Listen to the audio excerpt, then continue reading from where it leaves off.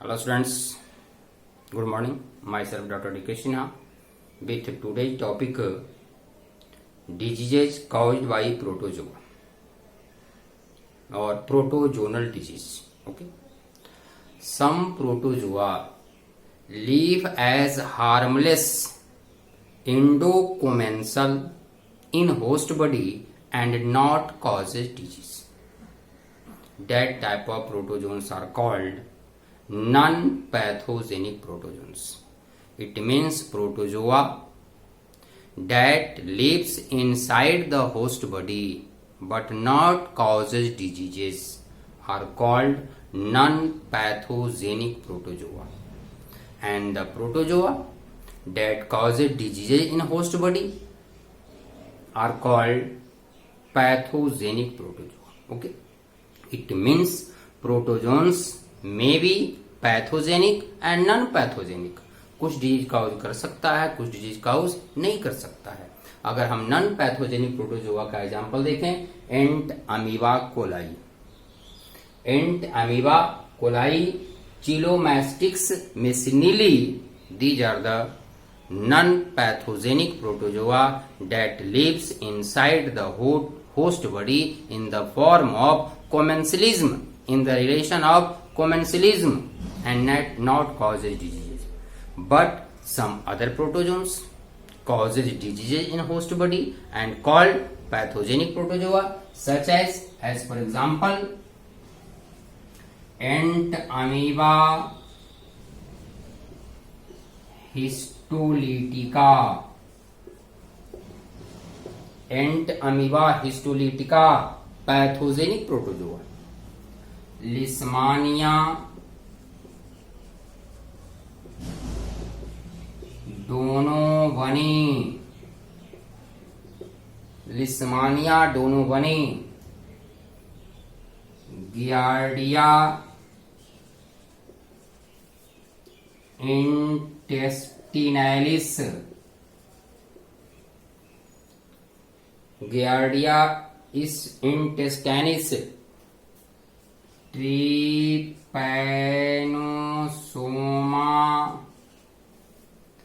Gambiense, Trypanosoma gambiense, Plasmodium. These are the pathogenic protozoa causes some diseases in host body. Plasmodium causes malaria disease, ant amoeba histolytica amoebiasis और amoebic dysentery disease, Leishmania डोनोवनी, लिस्मानिएसिस और कालाजार, लिस्मानिएसिस और कालाजार, giardia इंटेस्टाइनलिस, गियार्डिएसिस, Trypanosoma, ट्रिपैनोसोमिएसिस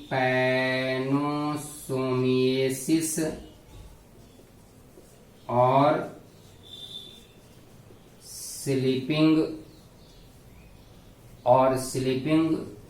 sickness, trypanosomiasis or sleeping sickness. So these are harmful protozoans that causes diseases in host body. Okay, अब इसी में से हमें disease के बारे में देखना है. तो first we know about amoebiasis और अमीबिक डिसेंट्री डिजीज. सबसे पहला हम लोग देखें amoebiasis, also called amoebic dysentery. Dysentery means Hindi में कहा जाता है पेचिस. डिसेंट्री मीन्स पेचिस. Okay, so first disease no अमीबिएसिस.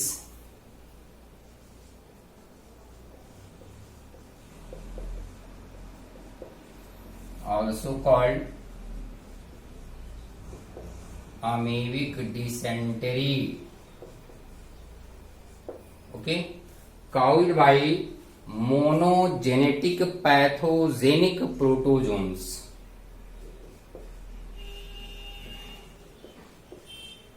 caused by monogenetic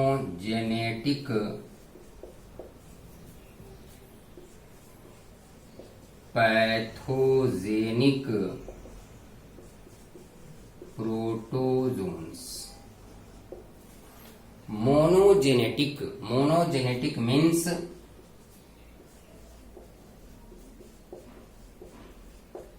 complete lifespan in only one host, and that host is human. It means ant amoeba histolytica completes its lifespan in only one host in human body, so it is called monogenetic pathogenic parasite. Monogenetic completes life cycle in one host. Pathogenic cause diseases, okay. And ant amoeba histolytica was discovered by,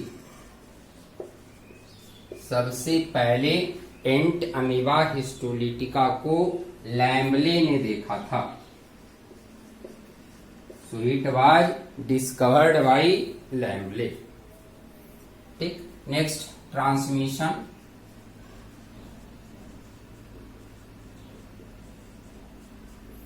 Generally, the cyst of ant amoeba histolytica present in a stool of infected person or in sick person. From a stool, it transmits with the help of water, air, and some vectors such as flies, mosquitoes, cockroach, etc. ठीक है.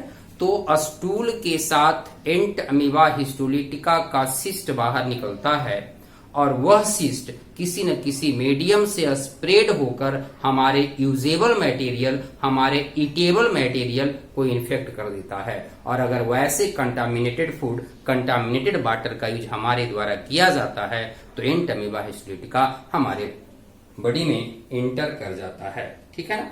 सो a stool of cyst of ant amoeba histolytica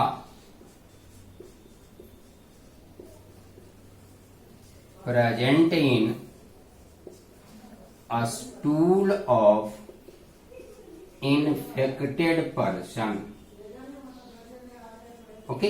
infected person के stool में एंट amoeba होता है और अगर उसके stool human excreta का सही डिस्पोजल नहीं होता है, फॉल्टी डिस्पोजल होता है, तो वह दूसरे को इन्फेक्ट, कंटामिनेट कर सकता है. ठीक है. सो faulty disposal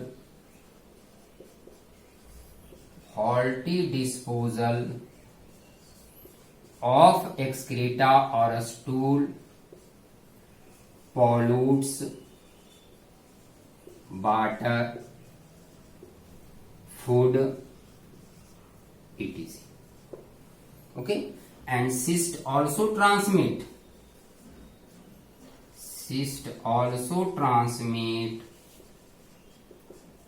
through some vectors. आप देखते होंगे कि अगर कहीं भी गंदे जगह है या कोई फूड आइटम खुला हुआ है तो उस पर हाउस फ्लाई, मक्खी आते जाते रहती है. तो कहीं अगर गंदे स्थान पर कोई फ्लाई बैठी, उसके बॉडी में कुछ माइक्रोस पैथोजेंस क्या हुआ, चिपक गया, वहां से उड़ता हुआ है हमारे फूड आइटम पर आकर बैठ गया, हमारे फूड को भी कंटामिनेट कर देता है. Cyst also transmit through some vectors such as house fly, cockroach,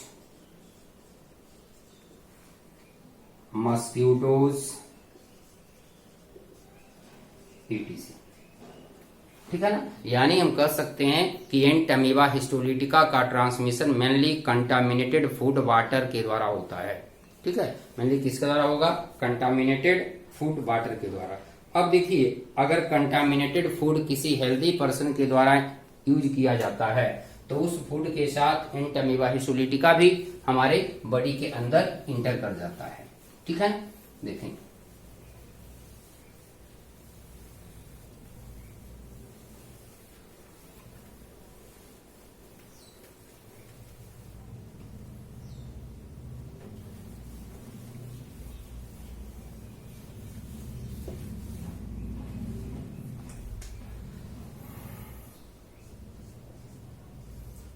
with the help of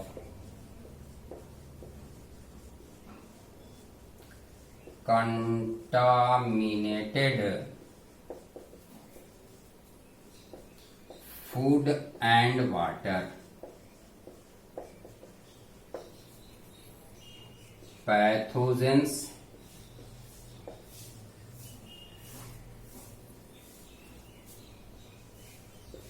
enter in our alimentary canal.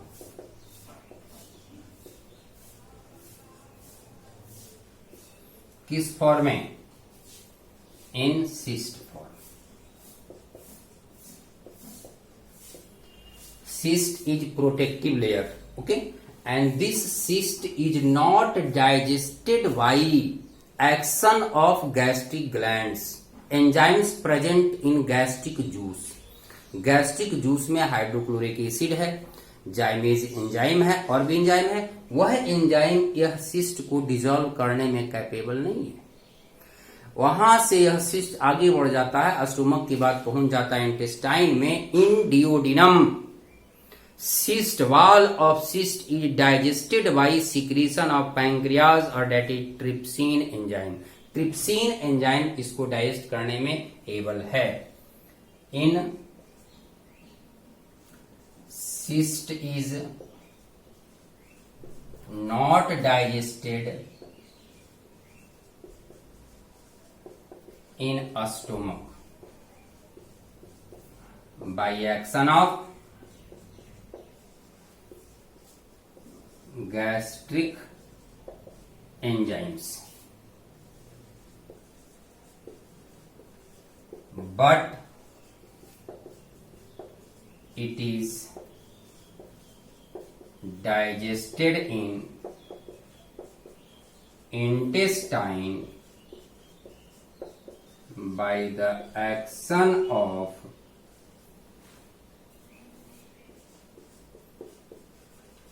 trypsin enzyme, and trypsin enzyme is secreted by pancreas. Pancreas से निकला enzyme इसके वाल को rupture करना शुरू करेगा, और जैसे ही वाल रप्चर होता है तब यह सिस्ट जर्मिनेट करना शुरू करेगा। Now cyst germinates and forms 8 ant amoebulae.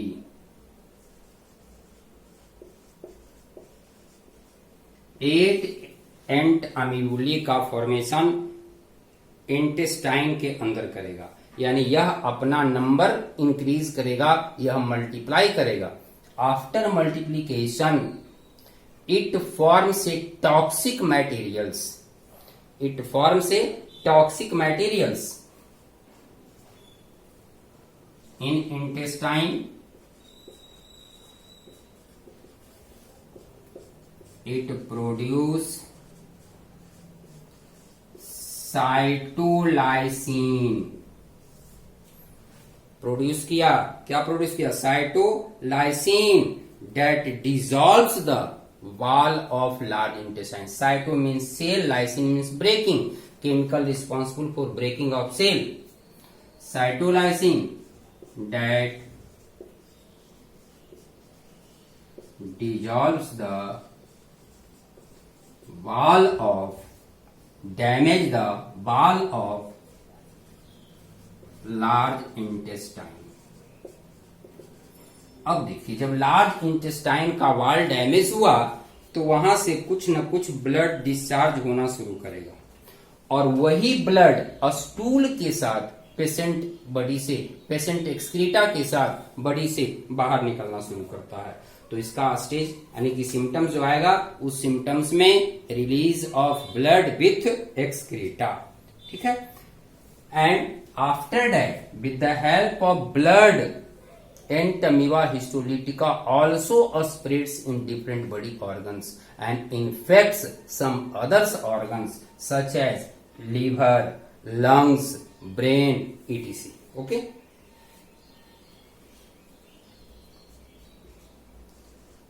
With the help of circulatory system, it reaches in lungs, liver,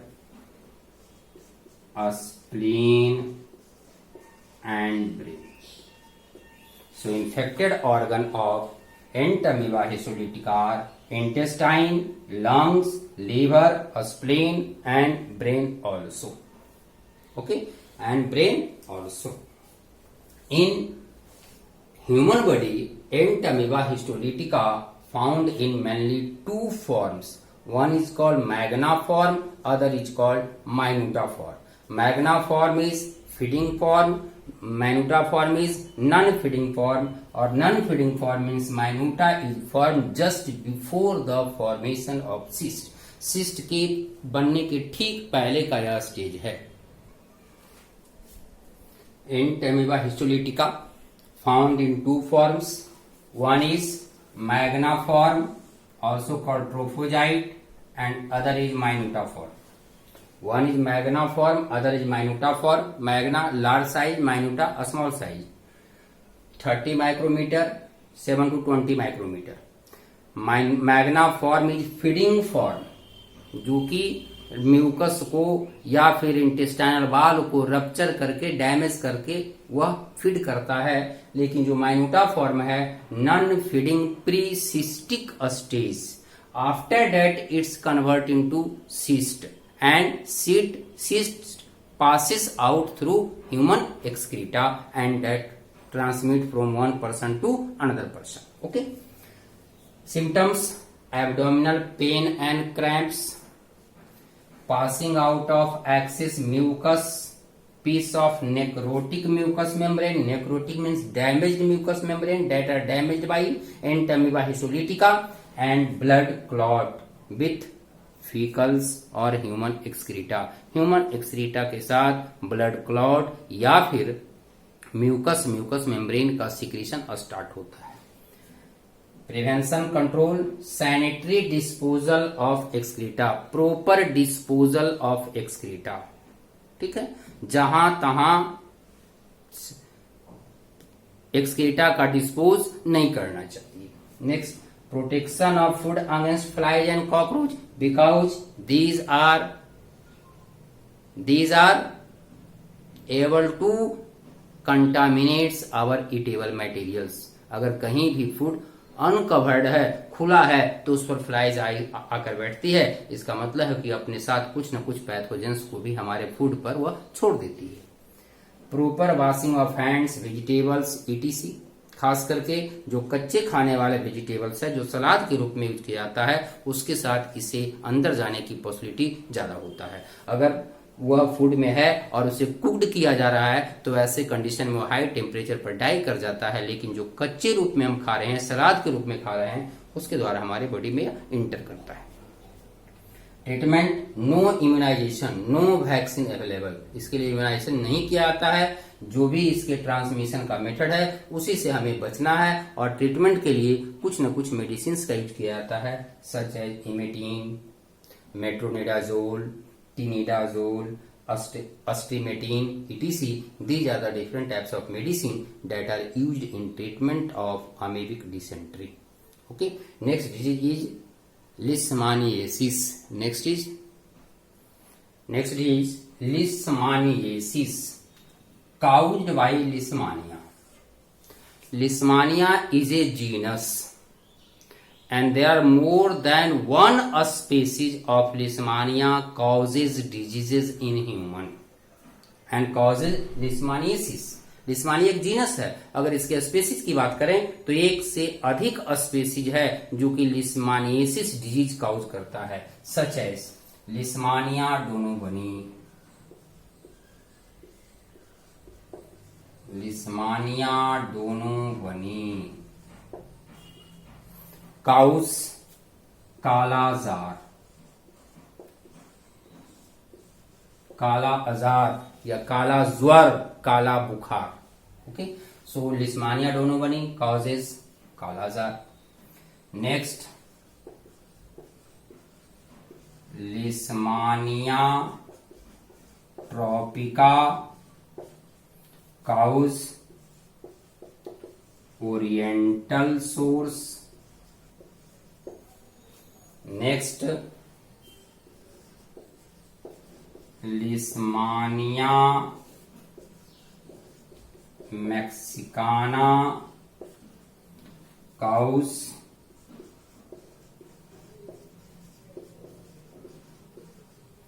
mucocutaneous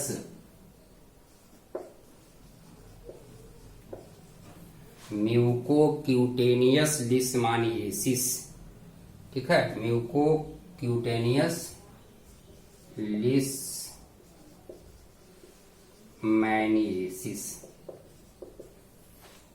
It is also called mucocutaneous leishmaniasis, also called Ispundia, also called Ispundia,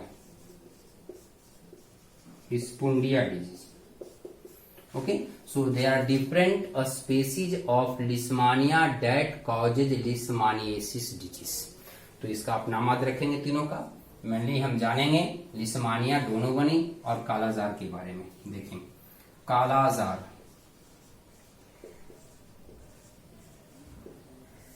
caused by Leishmania donovani and transmitted by sand fly. Vector अगर इसकी बात करें हम, vector और transmission by sand fly. Vector of kala-azar is sand fly phlebotomus. इसका अगर scientific name की बात करें, प्लीबोटोमस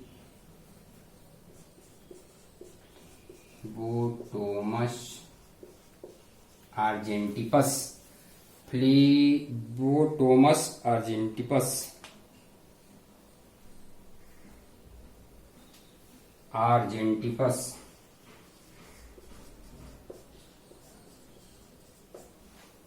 ठीक है, साइंटिफिक नेम है phlebotomus argentipes. Symptoms,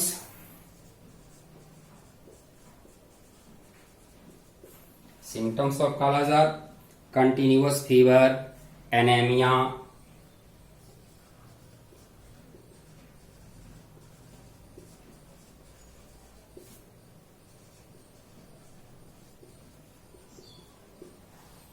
anaemia generally blood cells को डैमेज करता है. Enlargement of spleen, enlargement of liver,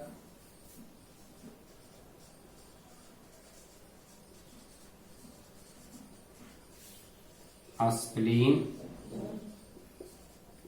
liver, etc.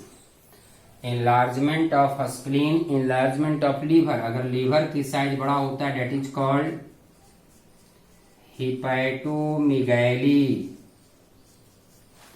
Enlargement in a spleen is called splenomegaly.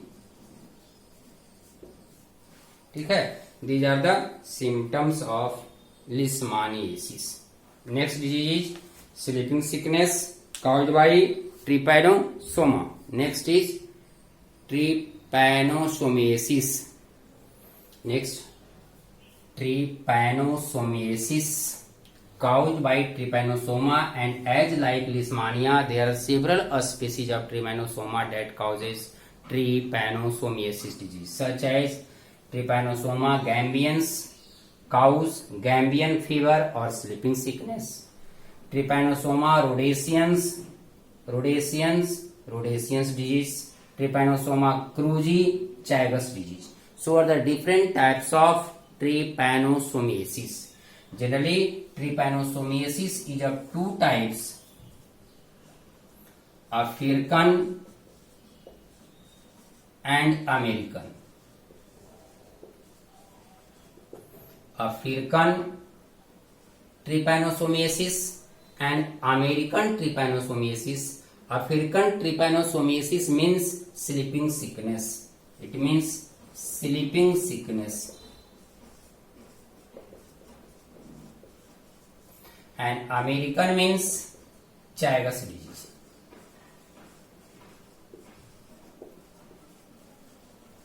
इसका नाम भी दिया गया है चैगस डिजीज, अलग से कुछ मीनिंग नहीं है। African sleeping sickness, American Chagas disease. It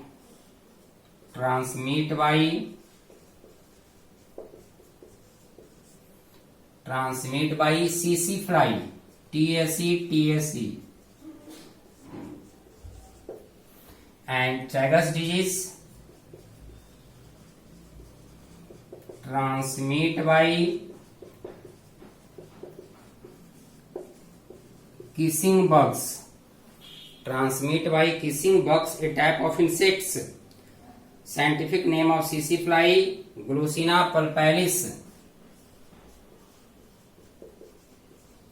Glossina pulpalis. Zoological name, scientific name.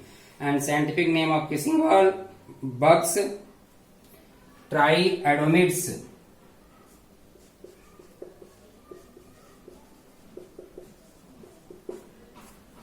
ठीक है। अब देखिए, जैसा कि लग रहा है इसका नाम स्लीपिंग सिकनेस, तो क्या पेशेंट को नींद आती है? वह नींद के जैसा फील करता है। नींद आती नहीं बल्कि नींद के जैसा वो फील करता है।